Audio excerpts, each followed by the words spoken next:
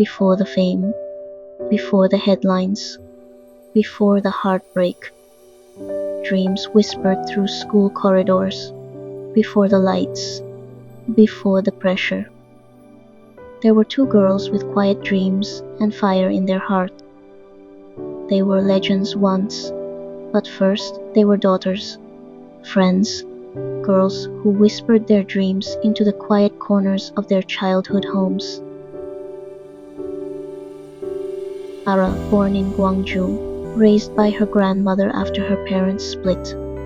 Her life began with cracks that she tried to fill with grace. Before music, there was movement, track and field. Her legs outran sorrow long before she danced on stage. Sulli, born in Busan, a military daughter, a schoolgirl actress. She smiled for the camera at 11, but behind that smile was a child trying to keep up. They didn't choose fame for power. They stepped into it with innocence. Auditions, training, endless rehearsals. They smiled not because they were told to, but because they wanted to shine. But the shine would soon come with weight. Expectations, criticism, exhaustion. Their names became brands. And those brands began to bury the girls they once were. They trained to shine, but they weren't taught how to withstand the burn. The spotlight didn't just illuminate, it began to weigh. Goo Hara became the face of Kara. Her image, graceful, delicate, flawless, was plastered across billboards, dramas, and variety shows. She wasn't just admired, she was expected to never falter. Sulli, the youngest of F, lit up the stage with innocence and vibrance. She laughed without pretension, spoke without filter. But the world wasn't kind to honesty. As their groups rose to global fame, so did the pressure. Schedules blurred days into nights. Comments dug into their bodies, their choices, their every breath.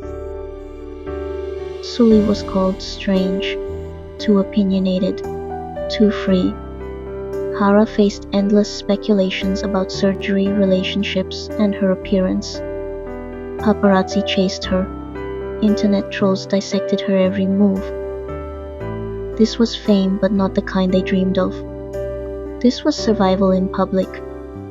And behind their eyes, behind the choreography and red carpets, were girls trying to remain soft in a world that demanded steel.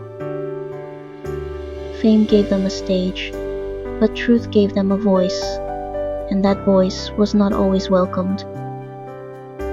Sulli began to speak out. She wore what she wanted. She talked about feminism, mental health, and the right to be herself.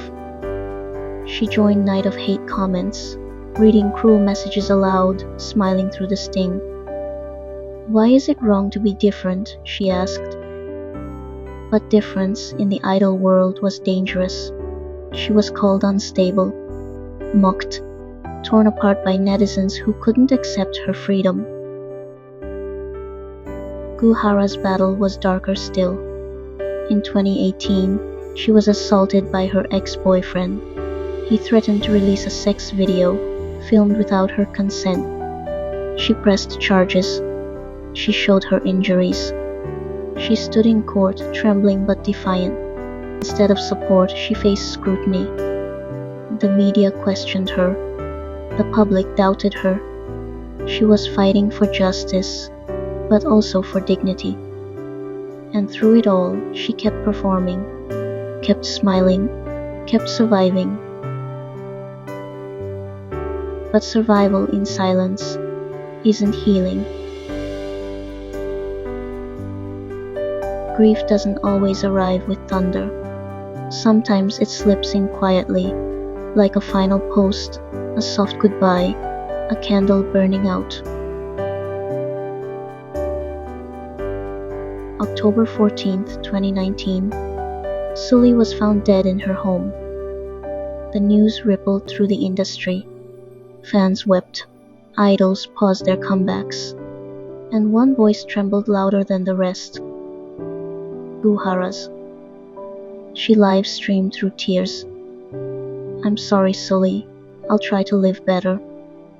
Her pain was raw, her grief unfiltered.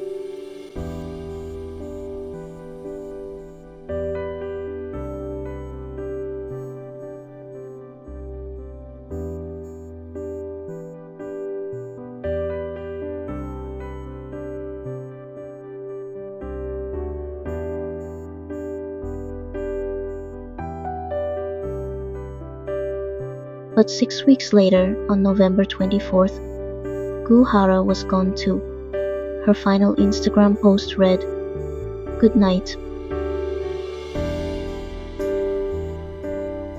The world didn't just lose two stars, it lost two voices that dared to speak. Their deaths weren't just tragedies, they were wake-up calls. The Sulli Act was proposed to combat cyberbullying, but it stalled in Parliament. The Goo Hara Act passed, reforming inheritance laws and sparking debate on revenge porn and privacy.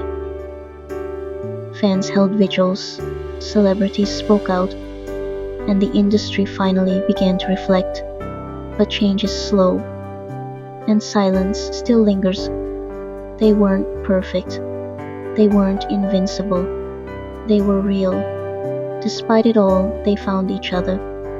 Two girls, two lives, two voices linked by pain, courage, and a bond beyond fame. They laughed in selfies, attended events, leaned on each other. But grief has a quiet way of hollowing hope. Sulli, a symbol of freedom, feminism, and mental health awareness. Hara, a fighter for justice, dignity, and reform. Their music lives on, their smiles echo in fan, and their stories continue to inspire those who feel unseen. Some stars burn for applause, some burn for beauty, but the rarest ones burn to reveal truth. Sulli and Goo Hara were not broken. They were bright, honest, extraordinary. They dared to live authentically. They dared to speak. And when the world failed to protect them, it was the world that failed. To Goo Hara and Sulli, we speak your names, we honor your stories, and we remember what the spotlight tried to erase: the courage of being real.